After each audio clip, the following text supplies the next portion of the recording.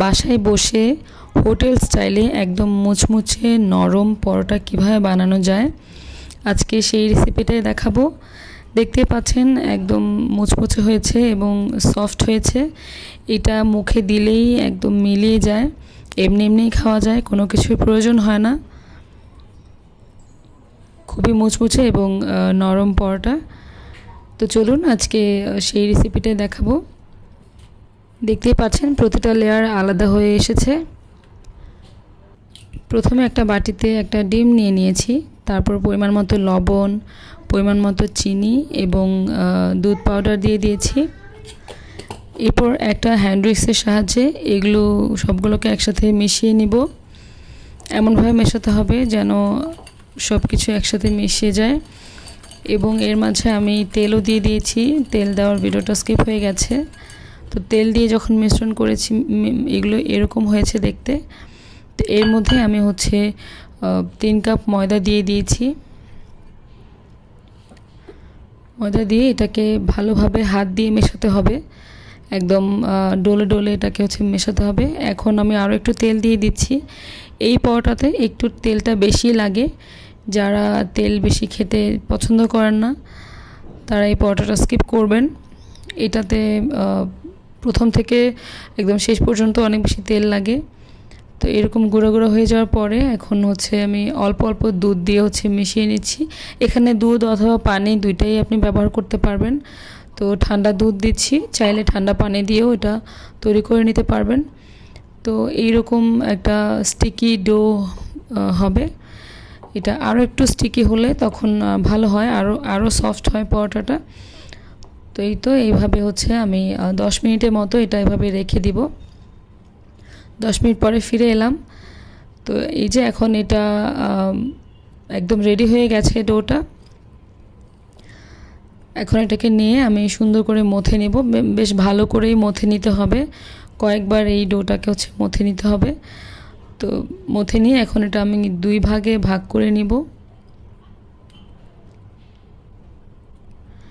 ভাগ করে দেন এটাকে আবারও ভালো করে মথে নিচ্ছি।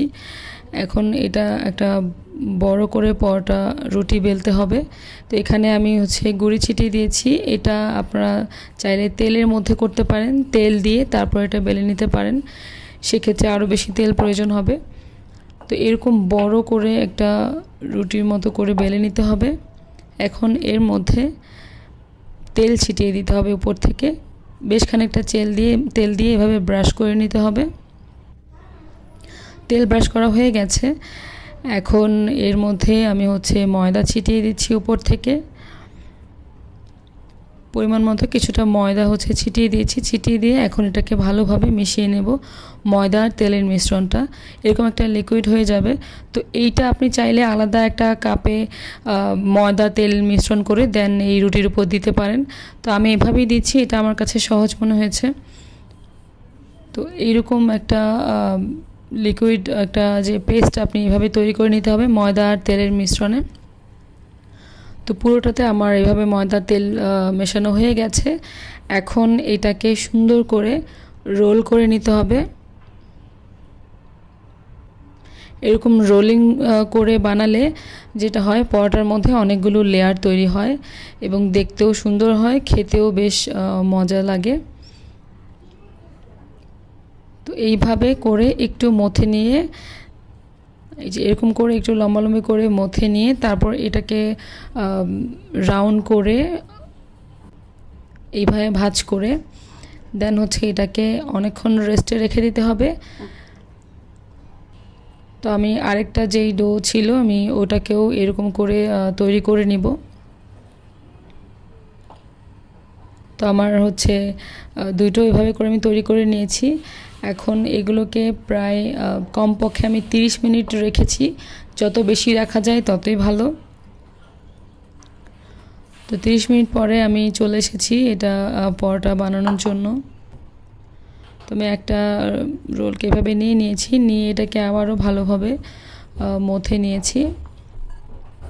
চাইলে এভাবে মথে নিতে পারেন অথবা রোলটাকে খুলে তারপর মথে নিতে পারেন। তো আমি এভাবে মথে নিয়েছি এবং এখন কেটে দেখাচ্ছি। কাটার প্রয়োজন নাই, হাত দিয়ে টেনে টেনে হচ্ছে লেচি কেটে নিতে পারবেন। আমি কেটে দেখাচ্ছি জাস্ট ভেতরের লেয়ারগুলো দেখানোর জন্য। দেখতেই পাচ্ছেন ভেতরে কতগুলো লেয়ার তৈরি হয়েছে। তো এখন হচ্ছে পরোটা বানাতে চলে যাব। এই যে এভাবে করে আমি পরোটা বানিয়ে নিচ্ছি। এই পর্যায়ে গুঁড়ি ইউজ করবেন না, এখানে তেল দিয়ে এটাকে এভাবে বানিয়ে নিতে হবে এবং তাওয়াটা গরম করতে দিয়েছি। তাওয়াটা ধোঁয়া ওঠে এইরকম পর্যায়ে গরম হতে হবে। তো গরম করে এক পাশ ভালো করে ভেজে নিয়েছি এবং এখন আরেক পাশ দিচ্ছি। এখন তেল দিতে হবে, এখানে অনেক বেশি তেলের প্রয়োজন হয়, আমি একটু অল্প তেলে করছি। তারপরে এটা অনেক বেশি মুচমুচে হয়েছে, কিন্তু বেশি তেলে, যত বেশি তেল দিবেন ততই পরোটা সুন্দর হবে এবং সফট হবে, ক্রিস্পি হবে। তো এই তো হয়ে গেল লাল লাল পরোটা। ভিডিও ভালো লাগলে লাইক কমেন্ট শেয়ার করে দিবেন।